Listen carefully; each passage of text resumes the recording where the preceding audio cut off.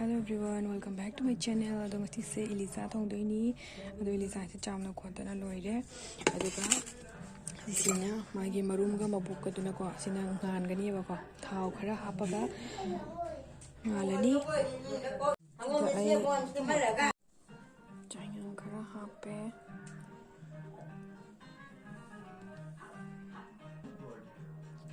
Thau khara hapani. Duga tum khara hapaga fajana.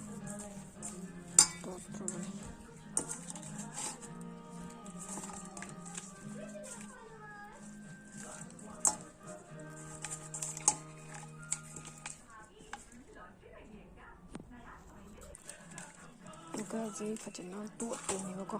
Fajana tuat selaga thamani. Juga sudah nak muksi ya mage.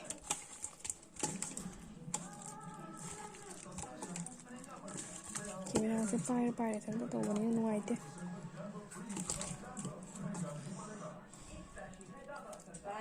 Maina fajana tuat pire tu. Tahu di jam apa reba kau ini sadi. Mesti tu tahu tu itu na. Tahu jam apa reba. Loire tota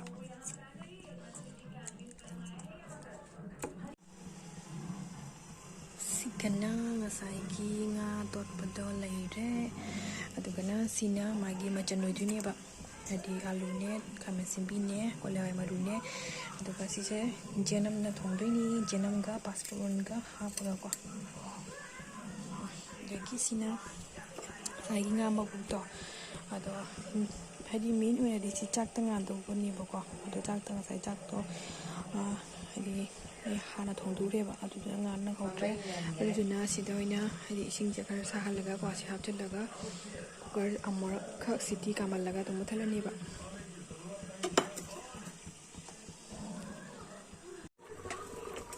Kang sare, thau hai ni hadi.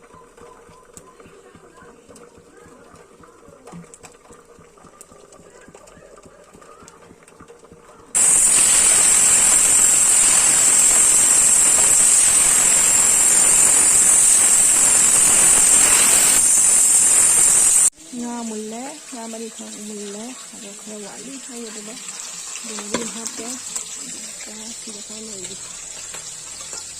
Kayak gini di channel ni kan, hau lagi kau, karena tu ya bapa saya, muai tu apa pada, minum.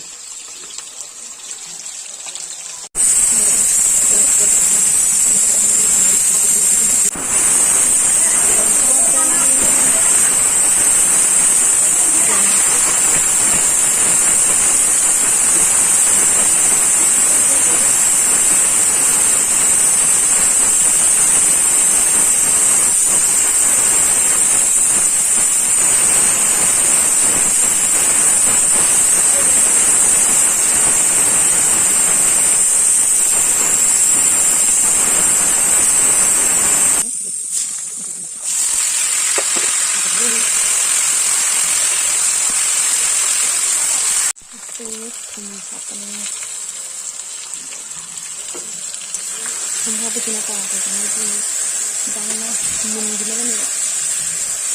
Kau semua apa saja? Ada ni pun. Kau ini dah kafir lagi. Semua kafir lagi. Jadi jangan bawa lena. Asyik jaga ni. Jadi jira tambah semua.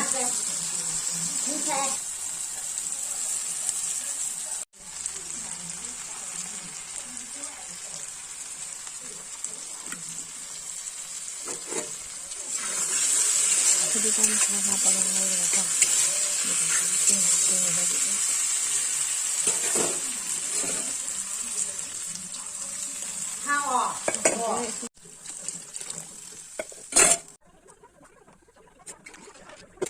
jangan sauri memang tu wali doa ngahap je bako ai ngahap ni bako